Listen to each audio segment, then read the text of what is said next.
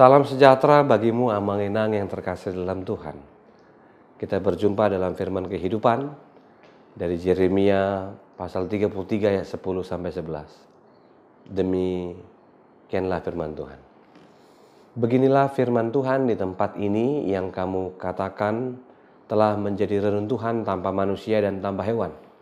Di kota-kota Yehuda dan di jalan-jalan Yerusalem yang sunyi sepi itu tanpa manusia, tanpa penduduk dan tanpa hewan, akan terdengar lagi suara kegirangan dan suara sukacita, suara pengantin laki-laki dan suara pengantin perempuan, suara orang-orang yang mengatakan bersyukurlah kepada Tuhan semesta alam, sebab Tuhan itu baik, bahwasanya untuk selama-lamanya kasih setianya, sambil mempersembahkan korban syukur di rumah Tuhan. Sebab aku memulihkan keadaan negeri ini seperti dahulu, firman Tuhan. Firman Tuhan tentang pembaharuan bangsa Yehuda yang mengalami kesengsaraan karena harus hidup di tengah tanah pembuangan di Babel. Amanginang yang dikasihi Tuhan, kebebasan dan jati diri bangsa Israel sebagai umat pilihan yang hidup di tanah yang dijanjikan hancur berkeping-keping. Mereka tinggal di negeri orang, sementara Yerusalem sudah menjadi puing. Bangsa Israel sendiri telah terpecah dalam konflik bersaudara, hancur dalam peperangan antar bangsa. Yang tersisa di Yerusalem adalah sebuah kesedihan. Umat yang tinggal di sana bukanlah umat yang membanggakan. Sementara mereka yang bisa diharapkan betapapun kuatnya, sehat dan normal mereka, semua tinggal di negeri orang lain yang dijajah, bukan di tanah yang terjanji. Melalui firman Tuhan ini, harapan, gambaran, dan identitas mereka hancur. Kebanggaan yang selama ini ada tinggal nama. Kemasyuran hanya tinggal kenangan. Harga diri pun hancur. Di sini Yeremia menyampaikan bahwa akan datang waktu di mana Tuhan memulihkan, membebaskan mereka serta mengembalikan mereka ke tanahnya. Tuhan mengambil prakarsa untuk menyampaikan janjinya kepada Israel, untuk setia dan berpegang pada janji Tuhan pada waktu yang Tuhan tetapkan.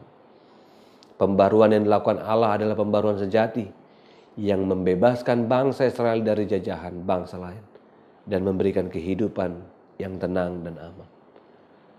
Amanginang yang terkasih, intinya Tuhan berjanji kepada bangsa Israel yang telah lama dalam keterpurukan dan mereka akan kembali dipenuhi sukacita. Kata pembaharuan ini adalah anugerah Allah, khususnya bagi Israel sebagai bangsa yang berdosa pada saat itu. Anugerah atas perjanjian Tuhan menjadi jalan untuk perkenanannya mengampuni dan menolong mereka untuk bangkit dari keterpurukan. Pembaruan sejati adalah pengembalian manusia ke dalam hubungan yang benar dengan Tuhan, baik dalam menyembah, memuliakan, dan menaati kehendak-Nya. Amanginang yang terkasih, jika kita hidup di masa yang demikian, kita hidup dalam kelangsungan yang terbuka seperti masa kini, antara dulu dan kini menjadi sebuah masa yang berbeda. Namun tidak jarang kita menampilkan pergumulan yang mengungkapkan sesuatu yang tidak jauh beda dengan orang Israel. Ketika mereka bergumul, mereka datang kepada Baal karena merasa tidak didengarkan oleh Tuhan.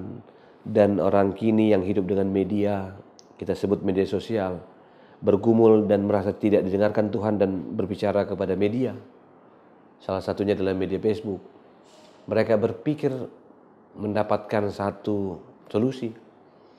Yang mereka dapatkan bukan solusi, melainkan masalah baru. Karena itu menghadapi masalah bukanlah fokus pada kehidupan yang kita sebut masalah itu sendiri, melainkan kepada Sang Hidup yang adalah Allah. Inilah yang dinubuatkan oleh Yeremia terhadap keadaan Yehuda dan Yerusalem yang tinggal dalam keruntuhan. Situasi yang sangat memprihatinkan, diperbudak dan dihancurkan rumah idaman. Kehidupan yang hampir tanpa penduduk dan hewan. Inilah dampak serangan terhadap Kasdim. Namun bagi mereka yang masih tersisa, kita yang tersisa hari ini, yang berupaya untuk tetap hidup dengan identitas sebagai orang percaya.